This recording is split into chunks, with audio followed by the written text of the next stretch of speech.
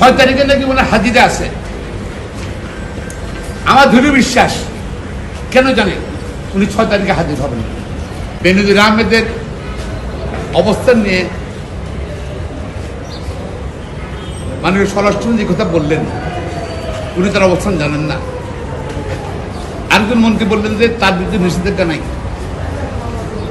এটা আইনজীবী সমাজকে, সকল ব্যক্তিকে, সকল নাগরিককে হতবাক করছে। সরকার তার অবস্থান নিয়ে লুকোচুরি খেলতেছে।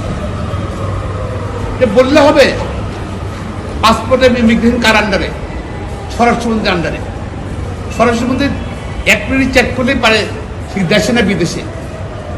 অবস্থান জানা নাই, এটা আমি মনে করি এটা একটা লুকোচুরি করা হচ্ছে। ওনাদের কিন্তু শপথ নিয়েছেন সংবিধান অনুযায়ী, যাদের কাছে যাই বলবেন স্পষ্ট বলা উচিত, লুকোচুরির কোনো সুযোগ নাই। বেনজির আহমেদ সে তো তার সম্পদ আপনারা প্রয়োগ করলেন, সামান্য। আবার শোনা যাচ্ছে সে যাওয়ার আগে নাকি 100 কোটি টাকার মতন পত্রপত্রিকা 100 কোটি উইথড্র করে নিয়েছে। বাংলাদেশ ব্যাংক কোথায় ছিল? বাংলাদেশ ফাইন্যান্সিয়াল ক্রাইম টিম কোথায় ছিল? কিভাবে সে 100 কোটি টাকা তুললো? সরকার জানা না, এটা বাংলাদেশ ব্যাংক জানে, কিন্তু তাকে সে সুযোগ করে দিয়েছে। তার বিরুদ্ধে অভিযুক্ত অনেক আগে থেকে আসছিল, কেন তাকে বিদেশে যাওয়ার সুযোগ দিলেন আপনারা? আমি জানি না সরকারকে এটা কি জনগণের সঙ্গে বেনজিরের ঘটনা নিয়ে কি খেলাধুলা করতেছে কিনা, নাকি সত্যিকার অর্থে বেনজিরকে তার প্রস্তুত করতে চায়?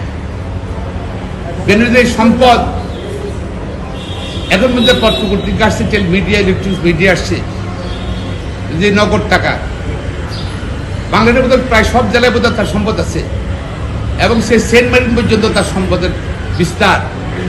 এই সব সম্পদ একত্রে এবং নগদ টাকা একত্র করলে বোধহয় বাংলাদেশের মেহেরপুর ছোট জেলার সম্ভবত মেহেরপুর জেলায় সম্ভবত জমির দাম বোধহয় একই সে মালিকানা, তার মালিকানা চলে আসবে মনে হয়। এত সম্পদের মালিক হতো। এবং প্রশ্ন হলো এই সম্পদ সে কিভাবে করল? সে কি ঢাকার পুলিশ কমিশনে থাকা অবস্থাতে সরকারি টাকা আত্মসাৎ করলো? পুলিশ ডিপার্টমেন্টের র্যাবের ডিজি থাকা অবস্থায় র্যাবের টাকা আত্মসাৎ করলো, সরকারি টাকা? আইজিবি থাকা অবস্থায় সে কি পুলিশ ডিপার্টমেন্ট টাকা আত্মসাৎ করলো? এটা প্রশ্ন আছে।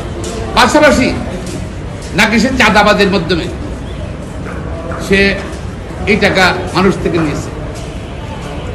তার সময় 14 সালে বাংলাদেশে অনেক গুম হয়েছে, অনেক রাজনৈতিক কর্মী গুম হয়েছে, হত্যা হয়েছে। ঢাকা শহরে আছে। বিএনপি নেতা ইলিয়াস আলী গুম হয়েছে। সালাউদ্দিনকে র্যাব গ্রেপ্তার করে ভারতে ফেলে দিয়ে আসছে, স্থায়ী কমিটির সদস্য। সবই তার, কিন্তু তার সময় র্যাবে থাকাকালীন সময়। এবং অনেক ঢাকা শহরে অনেক রাজনৈতিক কর্মী গুম হয়েছে, যারা এখন যে বিভিন্ন সময় তাদের পরিবারের জন্য কান্না করছে, চোখে জল আর পানি আসছে তাদের। এবং এদের এই হত্যাকাণ্ডগুলো ক্রসফায়ার, তথাকথিত ক্রসফায়ার এবং গুম, এই জন্য বেনজিরকে জিজ্ঞাসাবাদ করতে হবে। সে গণহত্যা করেছে র্যাবের পুলিশ কমিশনে থাকা অবস্থাতে, র্যাবের ডিজি থাকা অবস্থাতে এবং আইজিবি থাকা অবস্থাতে। হেফাজতুল ইসলামের ঘটনাটা কি ঘটেছিল এটা জনসমক্ষে আনতে হবে। এবং বেনজির শুধু একা দায়ী এইসব গুমের জন্য,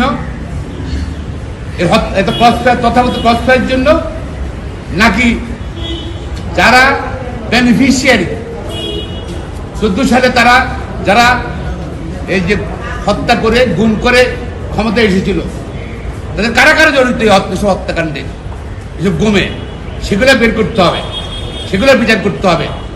এবং তদন্ত দাবি করছি এগুলোর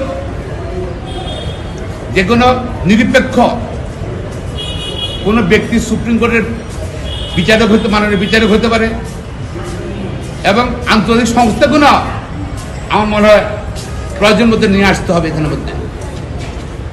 এবং একটু সুনির্দিষ্টভাবে বলুন কি বিষয়ে তদন্ত করবে আপনি যে তদন্ত পেয়েছেন? তদন্ত প্রথম হলো তার সম্পদের পাহাড় কর্তৃক আসলো, তার জমি আছে গোপালগঞ্জে, তার জমি আছে গাজীপুরে, তার জমি আছে ঢাকা শহরে, তার জমি আছে বান্দরবনে, তার জমি আছে কক্সবাজারে, তার জমি আছে ইয়েতে কি জানি বলে সেন্ট মার্টিনে, এবং এটা আপাতত আসছে। আরো অনেক সম্পত্তি লোকপুর শোনা হচ্ছে, আরো অনেক সম্পত্তি আছে ধানমন্ডি আর ঢাকায় আরো অনেক সম্পত্তি আছে। এগুলো কেন এখনো তদন্ত করছে না, খুঁজে বের করছে না সেটা জানি না। আর হ্যাঁ, এখনো মামলা হয়নি। একটা সাধারণ রাজনৈতিক কর্মী বিদেশ যাওয়ার সময় এয়ারপোর্টে ফিরে যেতেন আপনারা। বেনজির যদি বিদেশে যেয়ে থাকে নিশ্চয়ই সরকারের সাহায্য গেছে, সরকারের জন্য দায়িত্ব নিতে হবে। আওয়ামী লীগের নেতারা বলছেন যে বেনজির এবং আজিজের তাদের যে অপরাধ করে থাকে ব্যক্তিগত, সরকার দায়িত্ব নেই, আওয়ামী লীগের দায়িত্ব নেই। অবশ্যই সরকারের দায়িত্ব আছে।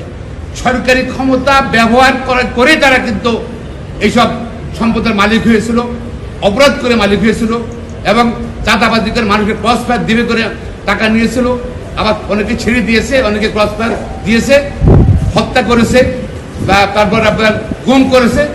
এইসব তো অবশ্যই তদন্ত দাবি রাখে, এবং এগুলো তার সম্পদের একটা পার্ট দুর্নীতি, আর একটা পার্ট তার গণহত্যা বা গুম, সেই জন্য তদন্ত দাবি করছি। পাশাপাশি তার অবস্থান স্বরাষ্ট্রমন্ত্রী জানেন না, এটা কোনো কথা হলো? এটা সাধারণ অর্ডিনারি সাধারণ মানুষের কিন্তু হতবাক হয়ে যায়। সে বিদেশে না দেশে আছে, ইমিগ্রেশন চেক করতে পারেন আপনারা, কেন ইমিগ্রেশন চেক করেন না আপনারা? আসলে কি আপনার লুকোচুরি খেলতেছেন তাকে নিয়ে? সরকার বাধার চেষ্টা করছেন। কি কারণে বাধার চেষ্টা করছেন? কারণ তার এই অপরাধের সঙ্গে হত্যা, ক্রসফায়ার, গুমের সঙ্গে সরকারের স্বার্থ জড়িত ছিল। সম্ভবত সরকার বাঁচাতে চায়। তবে জনগণ এই অপরাধের বিচার চায়। পাশাপাশি যেসব রাজনৈতিক হত্যাকাণ্ড হয়েছে, ক্রসফায়ার নামে গুম হয়েছে, ইলিয়াস আলীকে গুম করা হয়েছে, সালাউদ্দিনকে ভিতরে পাঠানো হয়েছে, এছাড়া অসংখ্য নেতাকর্মী, রাজনৈতিক নেতাকর্মী দেশে, ঢাকা শহরে এবং ঢাকা শহরের বাইরে বিভিন্ন জায়গাতে, সারা বাংলাদেশে হয়েছে। এই সমগ্র দায়িত্ব বেনজির আহমেদ এবং তার সহযোগী যারা র্যাবের বা পুলিশের, ওদের খুঁজে বের করতে হবে, বিচার বাংলাদেশে করতে হবে।